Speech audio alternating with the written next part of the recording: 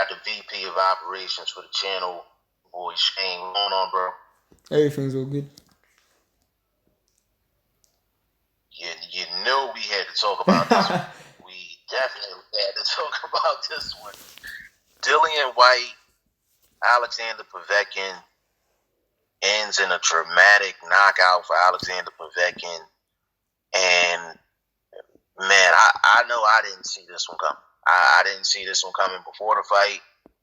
Watching the first 4 rounds of the fight, I'm like, there's no way in hell Dillian Whyte's losing this fight.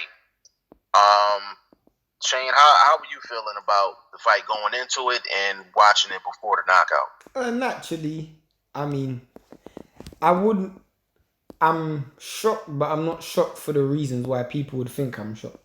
So, naturally, watching the fight, before the fight, if someone told me Dillian Whyte would have got knocked out, I would have been surprised, but I would have been not that surprised because we know Povetkin can punch. We know Dillian Whyte's a hittable fighter. We know he gets hurt before, so it wouldn't be that much of a surprise. I would have probably said 35% chance he would have got knocked out. I couldn't see Povetkin winning on points. So if Povetkin was to win, it would have probably been by knockout. So I'd have probably said 35%. So there was enough chance. But after watching the first 4 rounds, I mean, I thought it was a complete shutout by Dillian. After watching the first 4 rounds, that 35% probably went to 10% because I would have put no money on Povetkin winning that fight after watching the first 4 rounds. So I was shocked because of how the knockout came, but not that there was a knockout. If you asked me before the fight, I would have been surprised, but not that surprised. Not as surprised as I am after seeing the knockout. To be fair. What did you see from Dillian Whyte from a technical standpoint in those first 4 rounds that you liked? So I say this to people, and I've been saying this for the past maybe 2-3 days since the fights happened because I've had a lot of conversations. There's nobody on this planet, unless you've been in Dillian Whyte's camp, who's seen Dillian Whyte more than me. Nobody. Because I've seen Dillian Whyte I've seen every single televised fight Dillian Whyte has had multiple times. I'm talking about from before he got a drug ban the first time. I've seen Dillian Whyte fight and I've seen so many holes in this guy. There's nobody I've seen so many holes in this guy's fighting style. And most of the time, it was defensively and balance issues. We always talk about his footwork. We always talk about the balance issues that he has. We always talk about the defense issues that we've seen. That was the best defensive display I've seen from Dillian in my life of ever watching Dillian Whyte. That first 4 rounds, he was defensively perfect. Fighting someone like Povetkin, you have to have a high guard.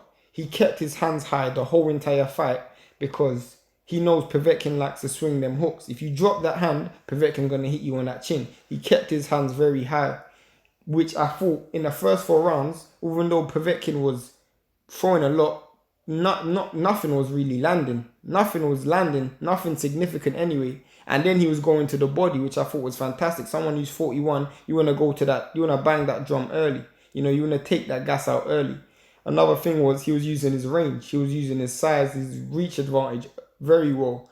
And one of the things I've seen of Dillian Whyte is he loses balance very well. He wasn't going back in a straight line in that fight. He was going around in circular motion. Anybody knows about boxing knows when you're throwing and you're going backwards, you don't go back in a straight line. This is something we talk about all the time, about pivoting around and circling around the ring. He was doing that very well. So for the first 4 rounds, he literally fought a punch perfect fight. I'm willing to debate anybody on that as well because people who are saying that Povetkin set that up, there's no way he set that up because the first time, in fact, we're going to go into that. But yeah, there's no way Povetkin set that up.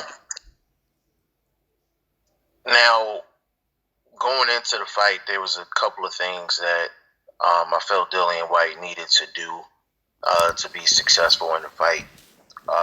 First thing and the most important thing, effective jab. And Dillian Whyte had the jab pumping. He had the jab pumping. He was throwing it at the right distance. He was throwing different types of jabs. He was throwing for established the distance that he wanted. And people, they see a fight, if they don't understand how a jab works, if you just throw one type of jab, you're predictable. You're predictable. And Dillian Whyte did not do that. He threw probably 3 different types of jabs, and he was effective with all of them. Second thing that I seen from Dillian Whyte is, and this is very important, is Povetkin. Do not fall for the feints. Do not fall for the feints. He didn't fall for the feints, number one, because he stayed tall. Stayed tall. Kept his hands high. Kept his hands high, stayed tall. And when you do that, when you have a shorter guy doing a lot of, pivoting and things like that, eventually, if you're fighting tall, they have to come to your range anyway. They have to come to your level anyway. Sorry to cut you off. Do you remember Povetkin versus Chigaev? And it's famous for the Teddy Atlas speech in the corner where Teddy Atlas is like, "You can bring your dad back today." Do you remember that fight? Yeah. It's famous for the Teddy Atlas moment. But if anybody watches the first 4 rounds of that fight, it's very similar to Dillian Whyte. Chigaev fought the fight where he didn't fight long, but he smothered a lot of Povetkin's work by keeping his hands high and cutting the distance. By whenever Povetkin stepped in, he stepped in. So Povetkin didn't have enough space to let the shots off. Dillian Whyte done the polar opposite and it still worked. Whenever Povetkin stepped in, he stepped out. And he kept his hands high, which I thought, is a perfect game plan. And I was skeptical of Dillian Whyte's new trainer. I was skeptical of him before the fight happened. But after listening to the instructions and seeing the game plan, I was like, this guy looked fantastic. Dillian Whyte looked fantastic. Yeah, I haven't seen Dillian Whyte technically look that good in a long time. Defensively, Povetkin was coming in, like you said. Dillian Whyte was backing out with his hands up. We always speak about that. Is fighters who back up with their hands down. We always talk about that all the time. We mainly talk about that with Fury, but we always talk about that. He looked like he was taking 2 phone calls at the same time. He was like this, like you know what I'm saying, had his hands up in his ears, and he wasn't backing up in a straight line. He was circling. He would circle, and then he'll take a walk, and then reset. You could tell they went through that in camp. You could tell they was drilling that in his head because that's exactly what he was doing. Now you mentioned it a little bit earlier, but there are some people that feel like Alexander Povetkin set up that uppercut. Give your opinion on it. We feel the same way. There's no way on God's green he set up that uppercut. I just felt like it was the perfect shot. You can script that same scenario a million times. That's probably the only time Povetkin does that. That's probably the only time he does that. But get into the people that feel like Alexander Povetkin set up that uppercut to stop that fight. So in terms of him premeditating that move, or him pre-thinking that move, I don't think that was the case. Because one thing I realized about Povetkin is Povetkin probably has the best delivery system for a punch of any short fighter. Long fighter, you obviously have to say Deontay Wilder because his delivery system for his power punches are fantastic. But at short range, I probably say Povetkin is probably the best. The reason why I say it wasn't is because a lot of what was done because of what Dillian Whyte done wrong, not because of what Povetkin done to set it up. The reason why I say that is because for you to say he's been what's the word? For you to say he set that up and he predicted it all day, there would have to be some form of repetition. So for example, if you see someone throwing a check left hook all the time, you know what, you're going to pull the shot and then follow with a straight right hand so you can beat them, because you've been seeing them do it over and over again. The reason why you can't say that he knew that was going to happen is because that's the first time in the whole entire fight, and I've watched the fight 4 times since the fight has happened. The first time in the whole entire fight, Dillian Whyte started a counter punch with a straight right hand. Every other time when he started a counter punch, he went to the body with his left, and it started with the left. The reason why that's a problem is anybody knows about boxing is when you're throwing a counter, a catch and counter, the first punch is gonna be caught with your right hand. When you follow with that caught with your left hand, sorry. So if you've catched the punch with your left hand, you followed in with the right hand. You can't see anything on the opposite side of that right hand. So you've slipped. So the person has slipped on the outside. When you return, by that time, your hand's already out of position because you're bringing it back. If you look at it, Dillian didn't bring the hand right back here because he tried to return with his left. So not only did he open his shoulders to throw the right hand, but he tried to return with his left. If you look, he's turned his shoulder over. That's the first time he tried to throw that straight right hand left hook combination. You can't say that he planned it or Povetkin planned it, because Dillian Whyte didn't throw that combination the whole entire fight. He didn't throw it the whole entire fight, because if he did, he would have got knocked out in the first round, because it was literally the one mistake he made in the whole entire fight. The one mistake he made. He didn't make any other mistakes until that point. So even when you say Povetkin was prepping that from before, you can't say that because Dillian Whyte didn't react how Povetkin thought he would react, because he didn't react like that in any of the other exchanges in the fight. You know, at some point after you've been dropped twice, you got to go to the game plan and think, I need to try something new. And that's what Povetkin done. He tried a different fake and a different form of head movement. And what he done was he touched the left hand, forcing the right hand, because the left hand is now occupied. So he's forced him to use the right hand. But Dillian Whyte should have used his feet instead of using his hands. And that's the one mistake he made. He started the combination with a straight right hand instead of starting it with the left. And as you said before, he was doing fantastic by making a range using the left, not using the right. And when you do use the left, when you do use the right, don't use the right to counter. Use the right to start the combination and bring it back. Don't use it to counter. Yeah, even if you, just to add on what you said, even if you're going to counter with a right hand being close, and we talk about this all the time, if you know you're going to throw a single shot, go into a defensive posture or smother. I was just about to say that. Fall in on that right hand. Fall in with it. Smother the work. Fall in with the right hand. The problem was with Dillian Whyte, he threw, it wasn't even an extended right hand. He was so close to Povetkin. It was a short right hand, but the damage was already done. Because when you throw a right hand and you're an orthodox fighter and you throw a right hand and you miss bad, you're complete. Not only are you off balance, but you're completely exposed. And you can't see the slip. You can't see the slip neither. Yeah. You can't see the slip. So it was almost like they were on the same block, but Povetkin was on one corner and Dillian Whyte was on the other corner. But even though they were on the same block, they were close, but they were so far apart. And that's how you get caught with the shot that you don't see. And you actually talking about that, we had a fight where a guy overextended himself with a right hand.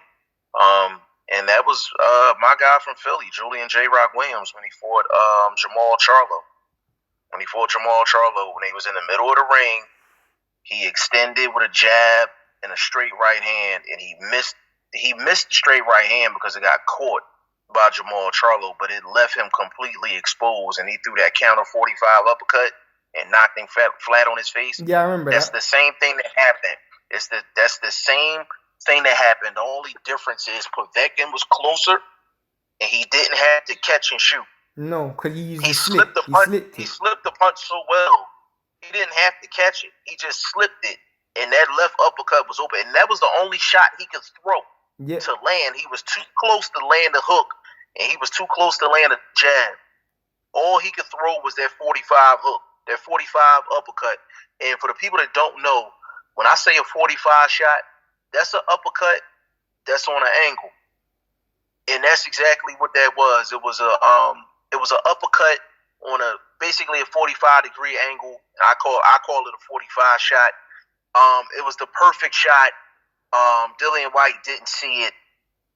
And it's just, I think Povetkin knocks anybody out in the division with that one shot. But if that was anybody else, I think would have ended this game. This is probably where me and you would have a disagreement, because our boy Maverick said that. Maverick said that to me this week. Boxing Maverick. Shout out Boxing Maverick. He said that to me. Big shout out to Boxing Maverick. Maverick said that to me. He feels like that shot would have knocked anybody out.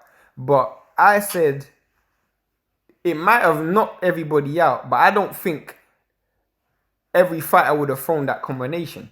There's certain fighters that just have a certain level of boxing IQ of what not to throw at certain distances. So I can agree with that. So to me, someone like and I'm not even just saying it, someone like AJ, he could get knocked out by that shot because his understanding for distance isn't that great. But someone like a Hunter, and I have to bring up Hunter because he fought Povetkin, and someone like a Hunter, you even said it in your pre-fight build-up. When he throws that right hand, a lot of the time he's off balance, so he falls in. So that's like his discredit, but it works in his favor a lot, because when he throws that right hand, a lot of that time he was falling in with the right hand. And even though against some fighters it doesn't work, but against shorter fighters it does. And Klitschko proved that his whole entire career. If you can fall in with that right hand, even if you miss, the guy's too close to land the counter. And that can't do nothing. You gotta go back to square one. Literally. So yeah. And you know what, Michael Hunter, that's a great example too, because the times that Michael Hunter got in trouble is when he was in tight and wasn't judging distance and was getting caught. He was getting caught mid-range, clean. Yeah. It was mid-range. It was mid-range. That was the most important thing. It was mid-range. It wasn't like how tight Dillian got caught, because funny enough, I thought Dillian would have been a bit more rougher. That's one thing I would probably say I was a bit skeptical with Dillian was on the inside when he was putting the guard up. I would have wanted to see him be a bit more rough, because Povetkin doesn't want that rough and strong. He doesn't want that because he's an old man. You don't want to be getting roughed up and bullied in there. That's one thing I would have said I wanted to see, especially after he dropped him twice.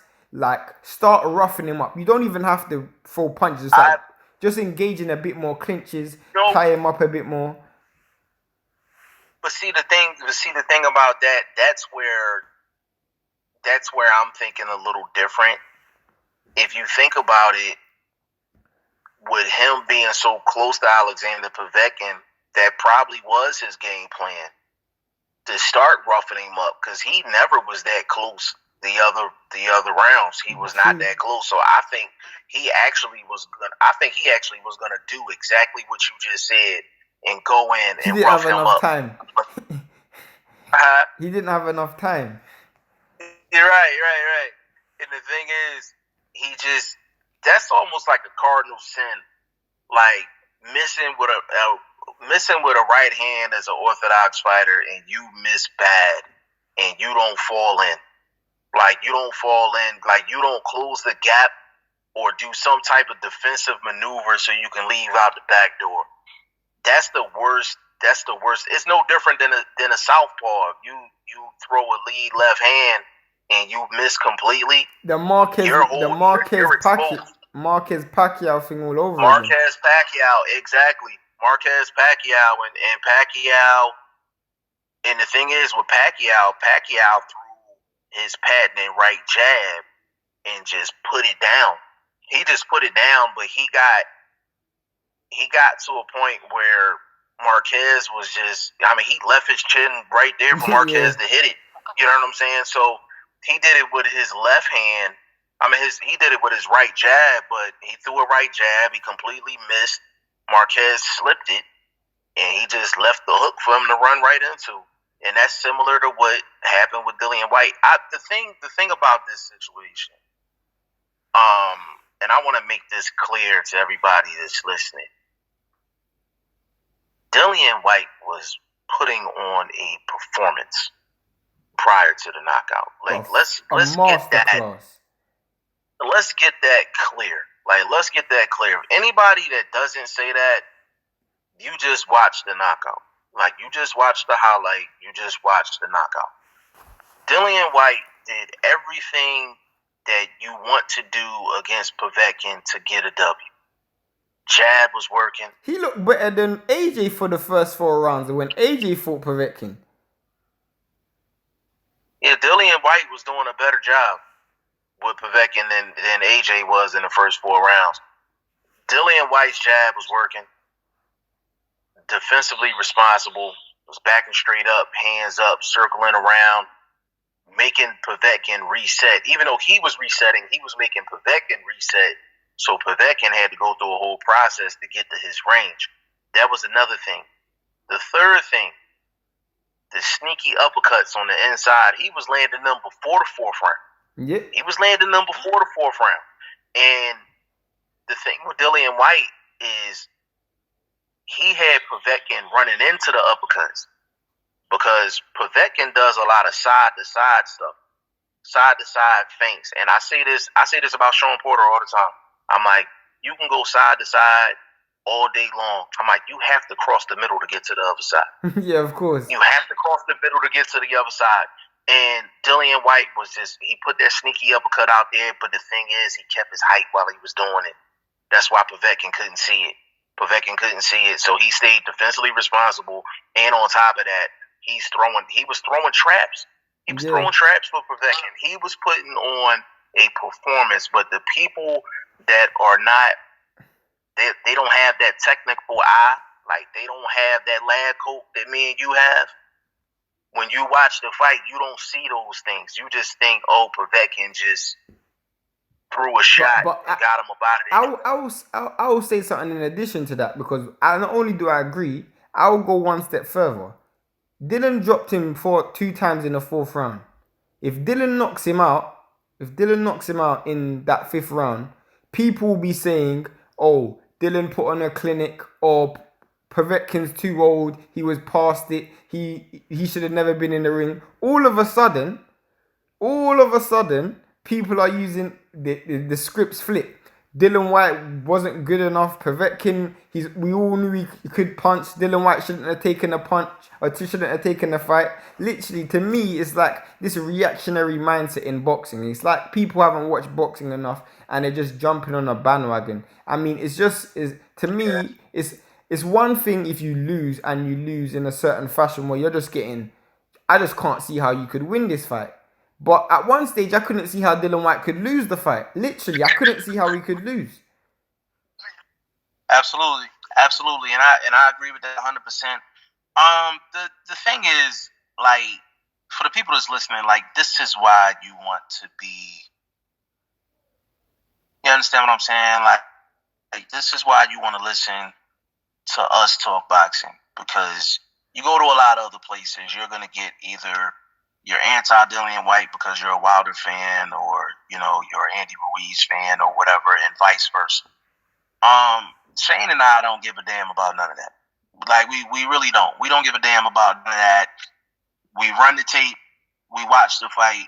We gonna tell you what happened. Bottom line is, Dillian Whyte put on a performance until he got caught with that shot. Everything, all you can do is just tip your hat. Like, that's all you can do. You can tip your hat. You can say all day long whether Povetkin lucked up or Povetkin planned the shot, whatever story you want to go with. Dillian Whyte was wiping out. He was wiping out Alexander Povetkin. It was a competitive blowout. For the first 4 rounds. The 2 knockdowns, they were both beautiful shots. That first knockdown was a short shot. It was a short shot. It was a short punch, but he still kept his distance. He wasn't too close. Got the knockdown. Then he let him run into an uppercut. Stayed tall. He did everything. I literally felt bad for Dillian Whyte. I was just like, damn, I was like, yo, you put on the second knockdown is like one of the best knockdowns Dillian Whyte's had in his career. Because not only did he make him walk into the shot, Dillian's backing up against the ropes. So not only does Dillian Whyte have to think about what he's throwing, he has to think about what Povetkin's throwing at him. And he still manages to time it literally at the point of the... Like, the judging of distance for that second knockdown is fantastic. And he didn't move. And the thing is, he was moving. He was making a defensive move before he threw the uppercut. He was trying to leave out the side door. He was moving to his right. Yeah. He was moving to his right, trying to leave out the side door, and left that left uppercut for him to run into. Because he noticed whatever side he was moving, Povetkin was gonna dip to the other side. So if he's moving to his right, he knew he was dipping to his left. He left that uppercut right there for him to run into it. He ran right into it. He ran right into the shot. This is one of those fights where I'm like, I haven't seen too many fights like this where a guy is just fighting absolutely beautiful, and then it's just like a snap of a finger, like the lights are out. I've seen it. But that's the beauty of boxing. Ortiz versus Wilder. The second fight. Ortiz versus Wilder, second fight. Even with that, the action was dull. Like, you couldn't say that Ortiz was, putting on a masterclass or anything like that. I thought he was winning the fight.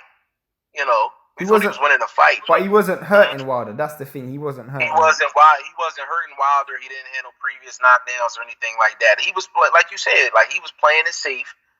And he tried to sneak out of there with a decision victory against Wilder. And I haven't seen a fight in a while where a guy is just completely dominating, and then all of a sudden it's just like the lights are out, and you kind of just like, he made. And the thing was, the mistake that Dillian Whyte made, it was a cardinal sin, but some sins are bigger than others. His was the ultimate sin because he was in his range. He was so close to Povetkin. Like, after he missed that right hand and his whole face was exposed, and he couldn't get his hands up because he was out of position and he was off balance, his chin was basically like hitting me. But the funniest thing is, he can throw that punch against any other heavyweight in the division and they don't knock him out. Because they don't and they're not going to knock him. They may not even land the shot because they don't have the delivery system. They don't have the same delivery system as Povetkin. Right, because he gets low. He gets low, and his power, he punches up. He punches up. Like it's similar to a taller fighter punching down. That's where their power comes in at. For a shorter fighter, if you're punching up, that's where all your power is. And that's what Povetkin did. Going forward, are you in support of a rematch for Dillian Whyte? I know he had a rematch clause. Are you in support? You know me already. I never like rematches. I hate, especially if the first fight was conclusive. I didn't want a rematch for AJ versus Ruiz. I didn't want a rematch for Wilder versus Fury 2. Obviously I wanted the second one, but I don't want to see the third one. I don't like rematches. There's rankings for a reason, and if people have invested their time in the rankings, give them a chance to go and fight for it. With that being said, I do feel that, as painful as it may sound, because I just feel like if there is any case where I'd have a rematch, is that case there. Only because I just feel like it was just so fortunate. Like, Povetkin was... It's not that it's fortunate, wrong word. I just feel like if there's anybody who deserves a rematch, it's Dillian Whyte. He deserves it. Listen, I'm not going to sit up here. I'm not going to sit up here and sugarcoat. Certain situations, I don't want a rematch. Like, certain situations, I don't want a rematch. This is similar to AJ and Andy Ruiz. I wanted the rematch because I'm like AJ's a better fighter. I'm like, he's a better fighter. That's true. And That's true. Sorry to cut you off, but I'm gonna just before you elaborate, I'm gonna put a spanner in the works. He was a better fighter, but he wasn't a better fighter on the night. That's the problem. He wasn't the better fighter on the night. That's why I didn't want a rematch. He didn't deserve a rematch after that performance. Well, I felt a little different because I felt like the fights are comparable because both of them lost it off of one moment. And like, if you think about it, AJ was on the verge of the prediction being correct. We said third or fourth round he was going to get Andy Ruiz up out of here. And he was on the verge of doing that. And that one shot, equilibrium shot, he never got his legs back. And I was like, up until then, AJ was kind of, was kind of like a zombie out there, but he had his moment that we all thought he was going to get. And if it wasn't for that shot, he probably knocks Andy Ruiz out. He probably knocks him out in that fourth round. And for that reason, I was like, okay. I'm like, Andy Ruiz, much credit to him. But I'm like, I feel like AJ deserved a rematch. That's one of the few exceptions where I'm like, okay, give him a rematch. You know what I'm saying? That was my thing. For that one, Dillian Whyte is the same thing. I felt like he was just putting on a great performance, and this is one of those. Fights where I'm like, a rematch is. I feel like a rematch is warranted. I would understand why Povetkin wouldn't want one. Trust me, I would understand that. You know what I'm saying? Because bottom line is, I'm like, he lucked up. Like, I mean, he lucked up, but he was skilled enough to take advantage of the opportunity. 100. A lot of people can luck up. They're not skilled enough to take advantage of the opportunity. And Povetkin was skilled enough to take advantage of the opportunity. Now, we all make fun of Povetkin because of prior PED use and all that. Like, forget all of that right now. Like, the man can fight. He is skilled. The man can fight. And that's just what it is. But whether we want a rematch or not, it's gonna happen. Like, it's gonna happen. If Dillian, I guess we can end it with this. If Dillian Whyte gets the rematch and he wins the rematch, does he go back to his number one ranking? Okay, so Mauricio Suleiman spoke and he stated that February is still the date for a mandatory. So whoever is mandatory at that time will get their mandatory shot by February. I assume that's going to be later now because if they rematch, Dillian Whyte said November, December, they're going to need more than 2 months to get ready for the Wilder or Fury fight, whoever wins that fight. So, but even before that, I do feel like Dillian Whyte doesn't need to make too much adjustments, but what I would say is, on the inside, try your best not to exchange. Try your best not to exchange. That would literally be my main instruction. All right, now I just want you to educate the people real quick. When a person takes that type of a knockout, how long of a suspension are they on medical? Well, in England, when you get knocked out, if anybody doesn't know, we don't get licenses like how in America does. So when you go to a new state, you can get the commission could warrant you a license if you pass their neurological test. So if I get knocked out in Las Vegas, if I go to New York next month, if I pass the neurological test, I can actually fight. In England, we only have one governing body, and that's British Boxing Board of Control.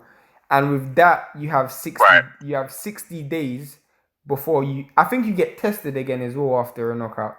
But the problem with this is, once you pass it, once you go past that 60 days, you can still fight again. But there's been exceptions. I've seen where Dave Allen's fought within like a month of being knocked out and stuff like that. So that won't be a problem.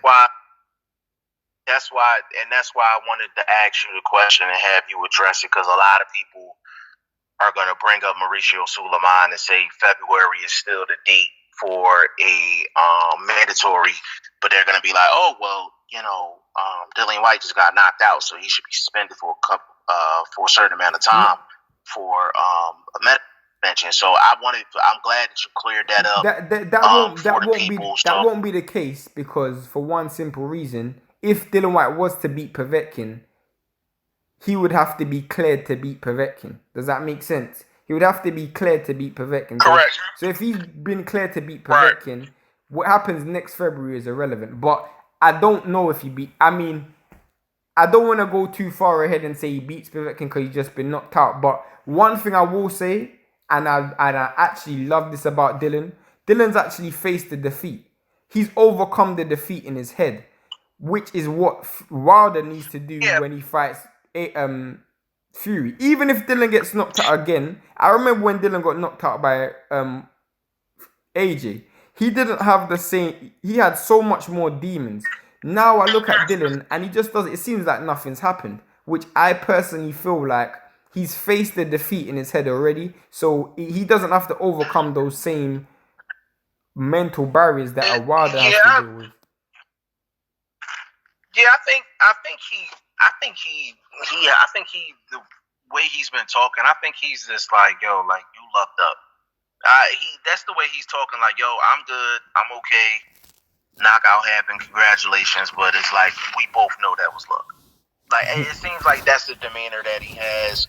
And if he gets a rematch in November or December, if he gets his spot back after, if he wins a rematch, it puts him right back in line for a February fight. And to be honest with you, this probably improves his stock, because when he was on a hot streak and he was beating everybody, he couldn't get no shot. So maybe he'll get a shot now since he done got knocked out cold. I was disappointed because I did want to see him fight a tall fighter before he fights a Fury, because he hasn't really had much experience against tall fighters. And he did speak about fighting Otto Wallin or Hughie Fury in the fall of this year, which, if he beat Povetkin, which would have been the right style for Tyson Fury, to be honest, because they would have tested his footwork at long range, and it would have been a different dimension. I mean, that would have been a perfect fight for Wilder. I mean, for Fury or Wilder, whichever one won the fight. Because both of them were tall. You know what I'm saying? But this has been a great convo. We definitely had to touch on this one. Dillian Whyte was pitching a shutout and gets hit with the perfect shot, and we see that in the sport of boxing. But Shane, before you go, give people your social media. Well, on all forms of social media, it's I_am Shane #1. So not ONE, but the #1 itself. That's on every form of social media. So yeah, that's it.